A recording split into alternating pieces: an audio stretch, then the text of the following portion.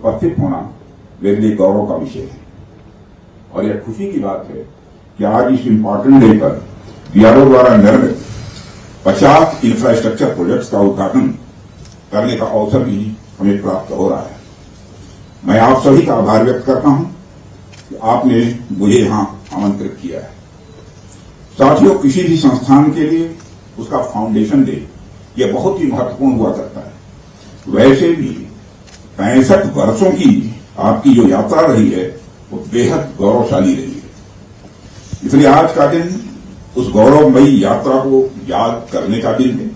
इसके साथ साथ यह दिन ठहर कर सोचने का भी दिन होता है कि अपनी अब तक की यात्रा में हमने क्या क्या हासिल किया है और यह हमारी अब तक की कार्य प्रणाली का विश्लेषण करने का भी यह दिन है। साथ ही यह एनालिसिस करने का भी दिन है कि भविष्य में हमारी राह क्या होनी चाहिए। साथियों, मैं देख पा रहा हूं कि वीडियो कॉन्फ्रेंसिंग के माध्यम से देश के अलग अलग क्षेत्रों से हमारे कई साथी जुड़े हुए हैं।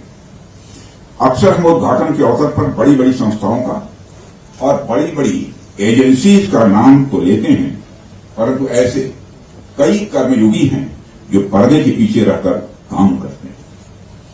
इसी प्रोजेक्ट को पूरा करने में उनका योगदान भी बेहद महत्वपूर्ण होता है। इसलिए मुझे लगता है कि आज का दिन उनके योगदान को एक्नॉलेज करने और एप्रिशिएट करने का भी दिन है। साथियों, आज जम्मू कश्मीर, लद्दाख, सिक्किम, मिजोरम, अरुणाचल प्रदेश, पश्चिम बंगाल और राजस्थान में कई प्रोजेक्ट्स का उद्घाटन हुआ है। कहने को ये हम सारे फिजिकल इंफ्रास्ट्रक्चर हैं, लेकिन मैं इन्हें सिर्फ फिजिकल इंफ्रास्ट्रक्चर ही नहीं समझता। हमें जो सड़कें दिखती हैं, जो पुल दिखते हैं, वह सिर्फ दो स्थानों को जोड़ने वाले नहीं होते, बल्कि वह लोगों के दिलों को जोड़ने वाले होते हैं। इन प्रोजेक्ट से राष्ट्रीय सुरक्षा को तो मजबूती मिलती ही है, साथ ही साथ यह प्रोजेक्ट इन सभी रीजन्स को इकोनॉमिक प्रॉस्पेरिटी को भी बढ़ावा देते हैं। ये तमाम प्रोजेक्ट इन क्षेत्रों में ट्रांसपोर्टेशन, टूरिज्म और इकोनॉमिक एक्टिविटी को बढ़ावा देंगे, जिससे निश्चित रूप से यहां के निवासियों की आय में वृद्धि होगी, उनकी क्वालिटी ऑफ लाइफ में भी इम्प्रूवमेंट होगा और इन क्षेत्रों में समृद्धि आएगी एंड प्रॉस्पेरिटी आएगी। साथियों, मुझे बताया गया कि आज जिन इंफ्रा प्रोजेक्ट की शुरुआत की गई है, इनकी टोटल कॉस्ट लगभग 1900 करोड़ रुपए के आसपास की है। मुझे लगता है कि यह केवल उनकी नॉमिनल वैल्यू पर है। इसकी असली वैल्यू है वह तो हम आंक भी नहीं सकते। इन सड़कों के माध्यम से जब कोई बच्ची स्कूल जाएगी और अपना भविष्य बनाएगी, तो उसके इम्पैक्ट का आकलन भी हम नहीं कर सकते। इन ब्रिजेस के माध्यम से जब यहां एम्बुलेंसेज दौड़ेंगी और समय पर लोगों को इलाज होगा, उसकी वैल्यू को भी नहीं आंका जा सकता। जब इन सड़कों के माध्यम से विभिन्न संस्कृति के लोग आपस में जुड़ेंगे या फिर एक दूसरे से जो कुछ सीखेंगे, उसकी वैल्यू कोई भी आंक नहीं सकता है। जब इन टनल्स के माध्यम से यहां के किसानों द्वारा उगाए गए फूल, फल, सब्जियां इत्यादि दूसरे क्षेत्रों में आसानी से पहुंचेंगे, उसका जो आर्थिक और सामाजिक प्रभाव यहां के किसानों पर पड़ेगा, उसकी वैल्यू, उसकी कीमत कोई भी नहीं आ सकता। साथियों, मैं इन प्रोजेक्ट्स की डिटेल देख रहा था।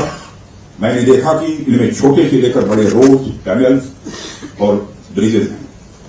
कुछ मीटर से लेकर सैकड़ों किलोमीटर तक इनकी लंबाई है। हालांकि उनकी लंबाई से कोई खास फर्क नहीं पड़ता है। कोई पुल अगर छोटा है, कोई सड़क यदि छोटी है, तो इससे कोई खास फर्क नहीं पड़ता, क्योंकि दुनिया की लंबी से लंबी जो यात्राएं होती हैं वह सिर्फ एक छोटे से रास्ते से ही शुरू होती हैं। इसमें इन प्रोजेक्ट की कीमत, इनकी वैल्यू सिर्फ इस बात से नहीं आंकी जा सकती क्या फाइनेंशियली या फिजिकली कितना बड़ा प्रोजेक्ट है और यह कितना छोटा प्रोजेक्ट है। असल में इनकी असली कीमत इस बात से है कि यह कितने परिवारों को जोड़ रही हैं, कितने लोगों की संस्कृति को, उनके रहन सहन को आपस में करीब ला रही हैं। कितने लोगों की आर्थिक और सामाजिक समृद्धि, इकोनॉमिक और सोशल प्रॉस्पेरिटी में अपना ये योगदान दे रही है। यह प्रोजेक्ट्स लोहे, कंक्रीट या कोलतार से बनी हुई एक संरचना भर नहीं है, बल्कि यह एक कमिटमेंट है, यह एक प्रतिबद्धता है सीमावर्ती क्षेत्र के विकास का। यह एक रिजॉल्व है, यह एक संकल्प है।